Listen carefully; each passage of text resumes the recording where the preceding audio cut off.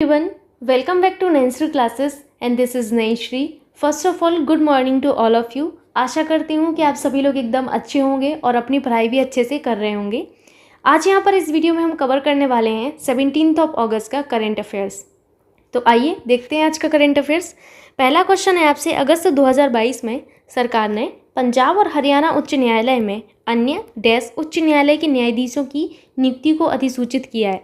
आपको यहाँ पर ये बताना है कि उच्च न्यायालय की कितने न्यायाधीशों की नियुक्तियों को अधिसूचित किया गया है पंजाब और हरियाणा उच्च न्यायालय में। तो आपको यहाँ पर बस संख्या याद रखनी है।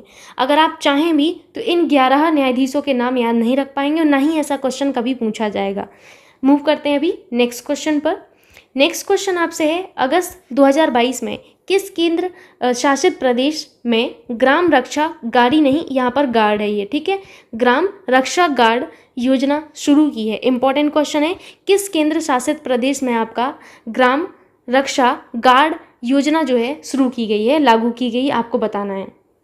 तो यहाँ पर सबसे पहले आपको किस तरीके से नोट्स बनाने हैं एक बार मैं और आपको बता देती हूँ। सबसे पहले ऊपर आपको हेडिंग क्या करनी है, ग्राम रक्षा गार्ड योजना 2022, ठीक है, ये आपकी हेडिंग रहेगी। उसके नीचे आप क्या लिखेंगे कि ये जो है कहाँ पर लागू की गई, तो लागू आपकी कहाँ पर की गई आपको लिखना है, जम्मू कश्मीर में। कहाँ पर, जम्मू कश्मीर में आपकी लागू की गई है, ये आपको याद रखना है। पहले इसी योजना को किस नाम से जाना जाता था, तो नेक्स्ट पॉइंट आपका यही होगा कि पहले इस योजना को ग्राम रक्षा समिति, किसके नाम से, ग्राम रक्षा समिति के नाम से जाना जाता था। ग्राम रक्षा समिति के नाम से जाना जाता था। इतनी चीज़ें आप लोगों को याद रखना है इस योजना के बारे में। अपार्ट फ्रॉम दिस कुछ और चीज़ें जो याद रखनी है वो मैं आपको बता देती हूँ, वो आपको जम्मू कश्मीर के बारे में याद रखना है। तो यहाँ पर आपको नेक्स्ट हेडिंग करना है जम्मू एंड कश्मीर, ठीक है। तो जम्मू और कश्मीर में आपको सबसे पहले यहाँ के जिलों की संख्या पता होना चाहिए। तो यहाँ पर लिखिएगा जिलों की संख्या, क्योंकि आपको इनकी संख्या याद रखना इम्पॉर्टेंट है। तो याद रखिएगा कि 20 है इनकी संख्या।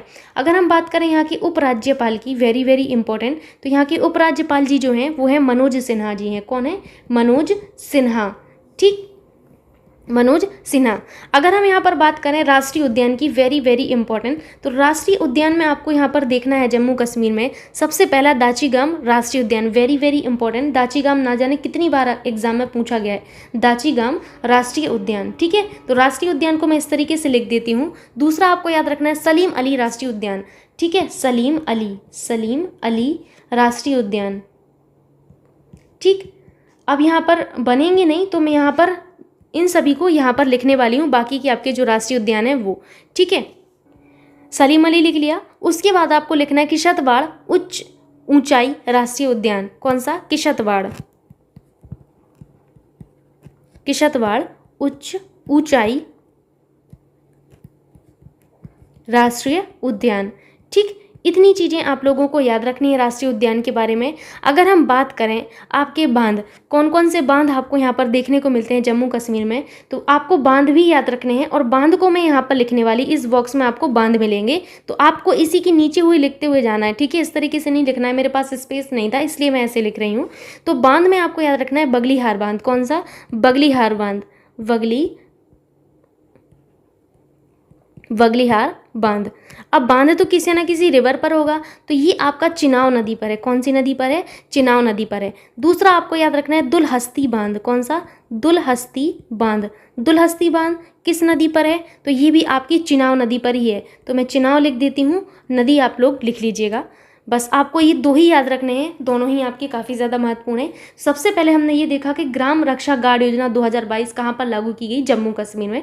उसके बाद हमने देखा कि इस योजना को पहले किस नाम से जाना जाता था, ग्राम रक्षा समिति, किस नाम से, ग्राम रक्षा समिति के नाम से जाना जाता था। देन हम यहाँ पर जानेंगे कि जम्मू कश्मीर में क्या खासियत है। सबसे पहले तो जम्मू कश्मीर के आपके ज़िलों की संख्या, तो जम्मू कश्मीर में आपके मात्र 20 जिले हैं, वहीं अगर हम यूपी में बात करें तो 75 जिले हैं। ठीक है। उपराज्यपाल कौन है? तो मनोज सिन्हा जी हैं। राष्ट्रीय उद्यान कौन कौन से हैं? दाचीगाम राष्ट्रीय उद्यान, सलीम अली राष्ट्रीय उद्यान, किशतवाड़ उच्च ऊंचाई राष्ट्रीय उद्यान। बांध अगर हम बात करें यहाँ पर तो बगलिहार बांध जो कि चिनाव नदी पर है, दुलहस्ती बांध ये भी आपका चिनाव नदी पर ही है। मूव करते हैं अभी नेक्स्ट क्वेश्चन पर। आप लोगों को समझ में आ रहा होगा कि किस तरीके से क्वेश्चन आपकी परीक्षा में बनेंगे। आपको हर तरीके को अपने माइंड में लेकर ही चलना होगा, तभी कुछ हो पाएगा, क्योंकि एक क्वेश्चन को पूछने का कई सारा तरीका हो सकता है। ठीक। और एग्जामिनर यही करता है कि सीधा सीधा क्वेश्चन आप पूछ के आपको घुमा कर देता है, आंसर आपका वही होगा। ठीक है। सरकार ने सभी सशस्त्र बलों के कर्मियों के लिए 75वीं स्वतंत्रता वर्षगांठ पदक की स्थापना की है। पदक की लागत लगभग रुपये प्रति पदक होगी। क्वेश्चन आपको समझ में आ गया होगा कि सरकार ने सभी सशस्त्र बलों के जो कर्मी हैं उन सभी के लिए 75वीं स्वतंत्रता वर्षगांठ पदक की स्थापना की है। पदक की लागत आपसे पूछी गई है कि पदक की लागत प्रति रुपए में कितनी है, तो आपका आंसर होगा 96। ठीक है, 96 है, आपको ये याद रखना है।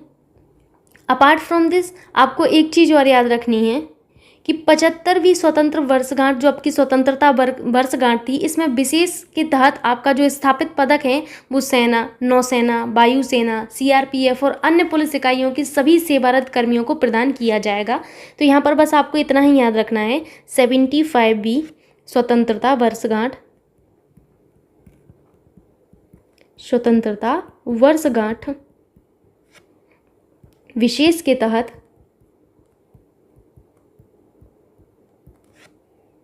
स्थापित पदक सेना, नौसेना, वायुसेना, सीएपीएफ और राज्य पुलिस इकाइयों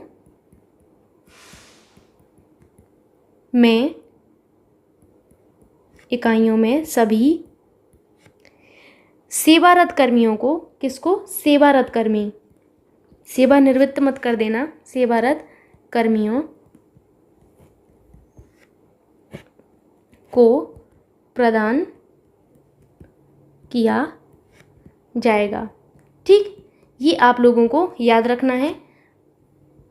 ठीक है, तो अभी मूव करते हैं अभी नेक्स्ट क्वेश्चन पर। नेक्स्ट क्वेश्चन आपसे है 1 मिनट, इसको मैं थोड़ा सा बड़ा कर देती हूँ, आपको क्लियर दिखेगा। क्वेश्चन आपसे है भारतीय तटरक्षक कर्मियों को राष्ट्रपति तटरक्षक पदक और तटरक्षक पदक को किसने मंजूरी दी है? क्वेश्चन आपको समझ में आ रहा है कि भारतीय तटरक्षक कर्मी जो हैं, भारतीय तटरक्षक कर्मियों को राष्ट्रपति तटरक्षक पदक, कौन सा? राष्ट्रपति तटरक्षक पदक, जिसे पेटीएम कहा गया, क्या? पेटीएम, और तटरक्षक पदक जिसे टीएम कहा गया, इसको मंजूरी किसने दी है? तो याद रखिएगा द्रौपदी मुर्मू ने मंजूरी दी है, ये आपको याद रखना है। यहाँ पर अपार्ट फ्रॉम दिस आपको और क्या याद रखना है? यहाँ पर आपको याद रखना है कि आईजी दिनेश राजपुत्रन और कमांडेंट कुणाल चंद्रकांत नाइक को पेटीएम यानी कि आपका राष्ट्रपति तटरक्षक पदक से नवाजा गया है। तो यहाँ पर आपको यही लिख लेना है, सबसे पहला आईजी दिनेश राजपुत्रन, कौन? दिनेश राजपुत्रन और कमांडेंट कुणाल चंद्रकांत, कौन? कुणाल चंद्रकांत जी को आपको याद रखना है, चंद्रकांत नाइक को पेटीएम, ठीक है, पेटीएम यानी कि राष्ट्रपति तटरक्षक पदक से नवाजा गया है।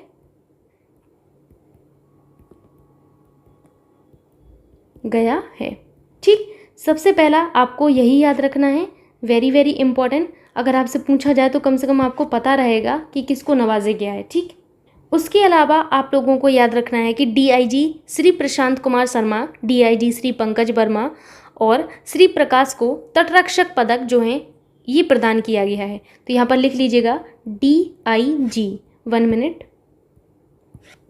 डीआईजी श्री प्रशांत कुमार शर्मा, श्री प्रशांत कुमार शर्मा, और कौन? DIG श्री पंकज वर्मा। कौन? पंकज वर्मा। श्री प्रकाश। ये 3 व्यक्ति जो हैं इनको क्या दिया गया है? इनको प्रदान किया गया है तटरक्षक पदक। तो आपको लिख लेना है तटरक्षक पदक। ठीक, इनको तटरक्षक पदक प्रदान किया गया है। तो आई थिंक इनफ है इस क्वेश्चन के लिए। अभी मूव करते हैं नेक्स्ट क्वेश्चन पर। नेक्स्ट क्वेश्चन आपसे है, किस राज्य सरकार ने अगस्त 2022 में राज्य के आदिवासी क्षेत्रों में बाजरा को बढ़ावा देने के लिए 2808.39 करोड़ रुपए की मंजूरी दी है? क्वेश्चन आपको समझ में आ रहा होगा कि किस राज्य सरकार ने अगस्त 2022 में राज्य के जो आदिवासी हैं, आदिवासी जो क्षेत्र हैं, इन आदिवासी क्षेत्रों में बाजरा को बढ़ावा देने के लिए, किसको? बाजरा को बढ़ावा देने के लिए 2808 कितना? 2808.39 करोड़ रुपए की मंजूरी दी है। तो यहाँ पर याद रखिएगा उड़ीसा। कौन? उड़ीसा। उड़ीसा के जो मुख्यमंत्री हैं नवीन पटनायक। कौन है? नवीन पटनायक। अगर आप करंट डेली पढ़ रहे होंगे मेरे साथ तो अब तक आपको याद हो गया होगा कि नवीन पटनायक कहाँ के सीएम हैं। तो ये उड़ीसा के हैं। इनकी अध्यक्षता में उड़ीसा राज्य मंत्रिमंडल ने राज्य के आदिवासी क्षेत्रों में बाजरा को बढ़ावा देने के लिए 2808.39 करोड़ रुपए की मंजूरी दी है। ये आपको याद रखना है। अगर हम बात करें उड़ीसा की तो उड़ीसा के राज्यपाल हैं गणेशी लाल। गवर्नर में लिख देती हूँ गणेशी लाल। गणेशी लाल। ठीक, यहाँ के सीएम कौन है तो मैं अभी आपको बता चुकी हूँ। अगर हम यहाँ की बात करें कैपिटल की उड़ीसा की, तो उड़ीसा की कैपिटल है भुवनेश्वर। कहाँ पर है? भुवनेश्वर में इनकी कैपिटल है। इतनी चीज़ें आपको याद रखना है। ठीक, अगर आपसे पूछा जाए कि उत्कल दिवस कौन सा, उत्कल दिवस कब मनाया गया, तो उत्कल दिवस याद रखिएगा ये आपका मनाया गया 1 अप्रैल। कब? 1 अप्रैल को मनाया गया था 1936 में। 1 अप्रैल 1936 में मनाया गया था। ठीक है, मूव करते हैं अभी नेक्स्ट क्वेश्चन पर। नेक्स्ट क्वेश्चन आपसे है, कौन सा शहर 2023 में India international sea food show के 23वें संस्करण का आयोजन करेगा? क्वेश्चन आपको समझ में आ रहा होगा। आपको उस शहर का नाम बताना है जो 2023 में India international sea food show के 23वें संस्करण का आयोजन करेगा। तो यहाँ पर सही आंसर होगा कोलकाता। कोलकाता जो है आपका 2023 में India international sea food show के 23वें संस्करण का आयोजन करेगा। और इसका आयोजन आपका जो है समुद्री उत्पाद निर्यात विकास प्राधिकरण द्वारा sea food exporters association of India के सहयोग से किया जाएगा। ये आपको याद रखना है। अगर हम बात करें India international sea food show की यानी कि IISS की, तो एशिया का सबसे बड़ा समुद्री भोजन मेला ये है जो कि आप लोगों को याद रखना है। सबसे पहला पॉइंट आपको यही नोट करना है। यहाँ पर पहला पॉइंट क्या याद करना है आपको? India international sea food show. ठीक है, IISS। ठीक, ये एशिया का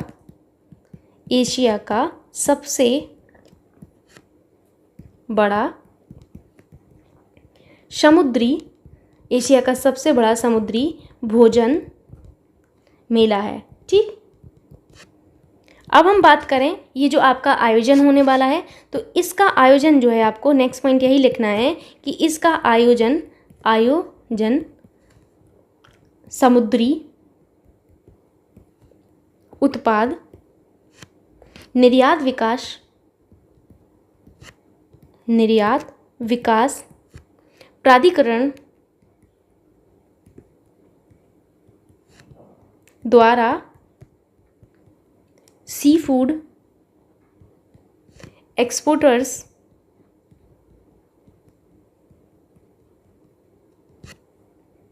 एसोसिएशन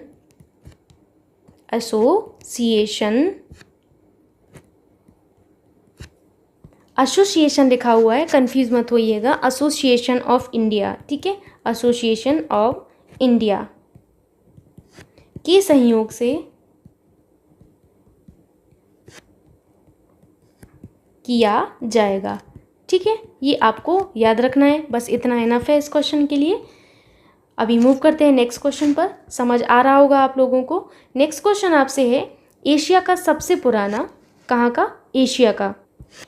एशिया का सबसे पुराना फुटबॉल टूर्नामेंट, ये टूर्नामेंट लिखा हुआ है डैश 16 अगस्त 2022 से शुरू हुआ है। आपको बताना है कौन सा आपका एशिया का सबसे पुराना जो फुटबॉल टूर्नामेंट है जो कि 16 अगस्त 2022 से शुरू हुआ है, आपको वो बताना है। तो डूरंड कप, कौन सा? Durand cup. ये बहुत इंपॉर्टेंट क्वेश्चन है। एशिया का सबसे पुराना फुटबॉल टूर्नामेंट डूरंड कप 16 अगस्त 2022 से शुरू हुआ है, याद रखिएगा। सबसे पहली बात करते हैं कि ये टूर्नामेंट का कौन सा संस्करण है। तो यहाँ पर याद रखना है कि टूर्नामेंट का कौन सा संस्करण है? 131वां संस्करण है, ठीक है। कौन सा? 131वां संस्करण, याद रखिएगा। अगर हम बात करें डूरंड कप की, तो ये जो डूरंड कप है भारत में 3 प्रमुख फुटबॉल टूर्नामेंटों में से एक है। अन्य 2 आपके इंडियन सुपर लीग और सुपर कप हैं। तो नेक्स्ट पॉइंट आपका यही होगा कि डूरंड कप भारत में 3 प्रमुख फुटबॉल टूर्नामेंट में से एक है, ठीक है। टूर्नामेंटों में से कौन सा है? एक है। अन्य 2 कौन से हैं? तो अन्य 2 आपको याद रखने हैं।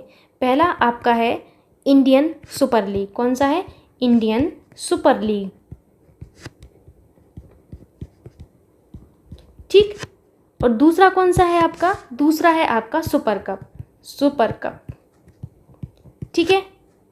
अगर हम बात करें कि पहली बार डूरंड फुटबॉल टूर्नामेंट कहाँ पर आयोजित हुआ था, तो पहली बार डूरंड, मैं इस तरीके से लिख दूँ, डूरंड फुटबॉल टूर्नामेंट आपका कहाँ पर आयोजित हुआ था? तो ये आपका 1888 में, कब?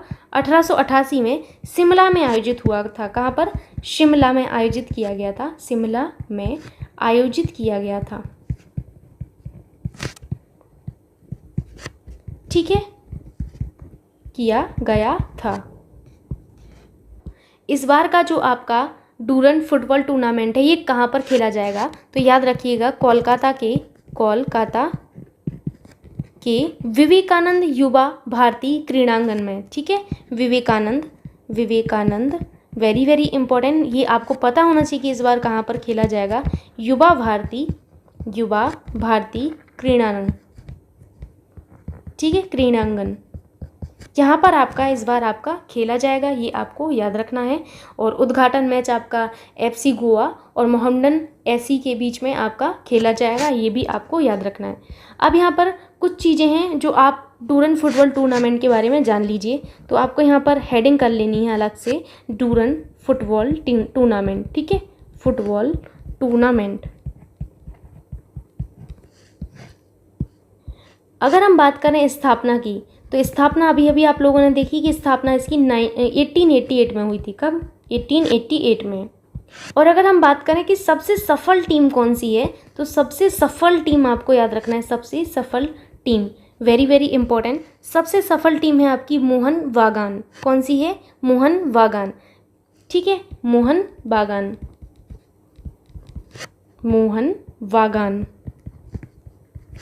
ये आपको याद रखना है।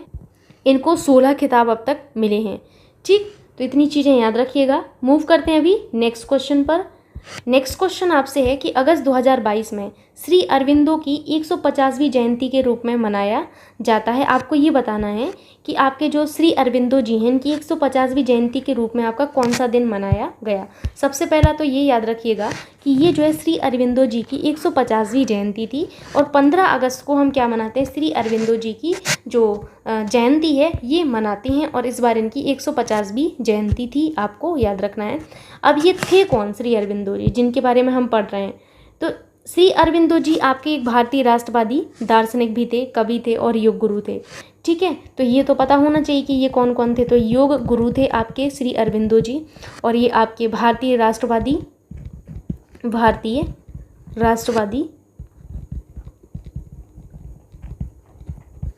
दार्शनिक और क्या थे? कवि थे, तो इतनी चीज़ें आप लोगों को याद रखना है। इनका जन्म कहाँ पर हुआ था, तो इनका जन्म हुआ था कोलकाता में। कब हुआ था? 1872 में हुआ था कोलकाता में। ये भी याद रख लीजिएगा, इनका जन्म कहाँ पर हुआ था, इंपॉर्टेंट है। तो इनका जन्म हुआ था कोलकाता में हुआ था। साथ ही साथ 5 दिसंबर को, कब? 5 दिसंबर को, ये आपको याद नहीं रखना है, बस मैं आपको बता रही हूँ। 5 दिसंबर 1950 को इनका निधन हो गया था, ये आपको याद रखना है, ठीक है। इनकी कुछ कृतियाँ हैं, द लाइफ डिवाइन, ये आपको याद रख लेना है। एक और इनका सावित्री, अ लीजेंड एंड आ सिंबल, तो ये भी आप याद रख लीजिएगा। मूव करते हैं अभी नेक्स्ट क्वेश्चन पर। नेक्स्ट क्वेश्चन पर जाने से पहले मैं एक बार आपको अगस्त के डेज जो है रिवीजन करवा देती हूँ। 1 अगस्त को हमने क्या मनाया? 1 अगस्त को हमने राष्ट्रीय पर्वतारोहण दिवस मनाया। मैं आपको एक बार और रिवीजन करवा चुकी हूँ, आपको लिखना नहीं है, खाली देखना है, सुनना है, ठीक है। 1 अगस्त को हमने क्या मनाया? राष्ट्रीय पर्वतारोहण दिवस मनाया था, ठीक है। 6 अगस्त को हमने क्या मनाया? 6 अगस्त को हमने हिरोशिमा दिवस मनाया। कौन सा? हिरोशिमा दिवस हमने मनाया 6 अगस्त को।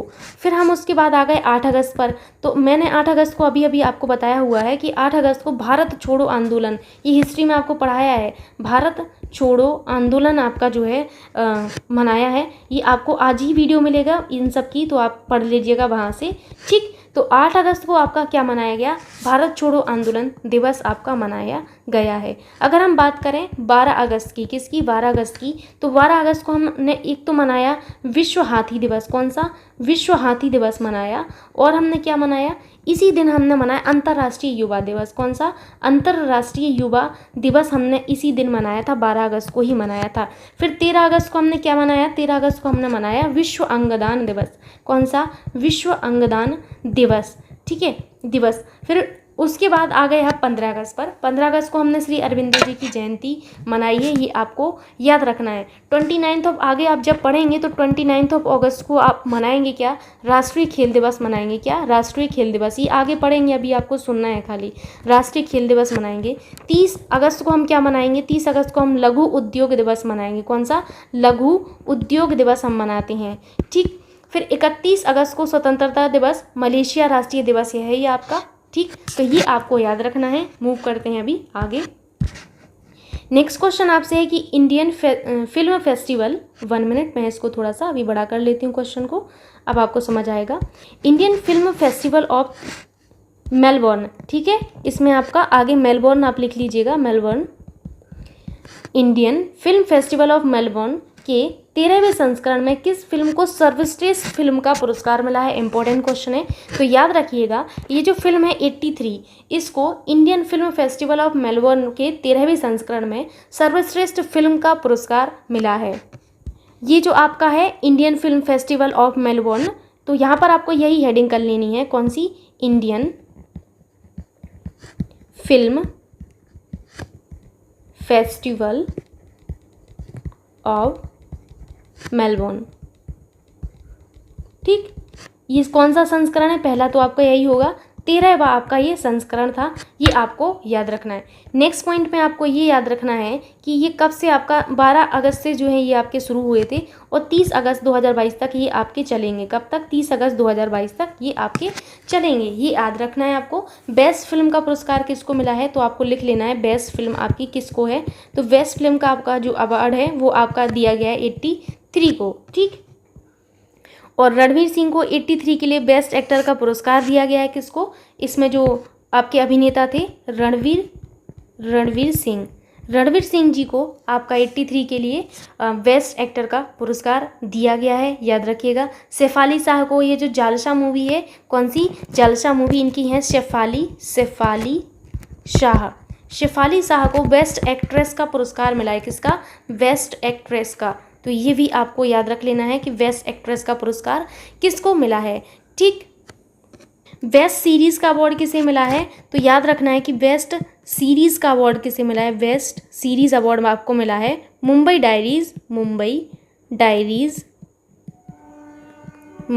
डायरीज़ 26/11, इसको जो है बेस्ट सीरीज़ का अवार्ड दिया गया है। मुंबई डायरीज़ 26/11 के लिए मोहित रैना ने एक सीरीज़ जो है इसको बेस्ट एक्टर का पुरस्कार दिया गया है।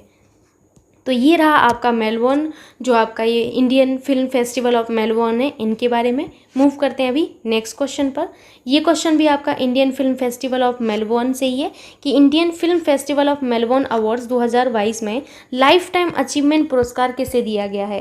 तो लाइफ टाइम अचीवमेंट पुरस्कार आपके कपिल देव जी को मिला है। ये आपका एक अच्छा क्वेश्चन है और महत्वपूर्ण भी है कि किसको आपका लाइफ टाइम अचीवमेंट पुरस्कार दिया गया। तो ये आपके कपिल देव जी को मिला है, ठीक।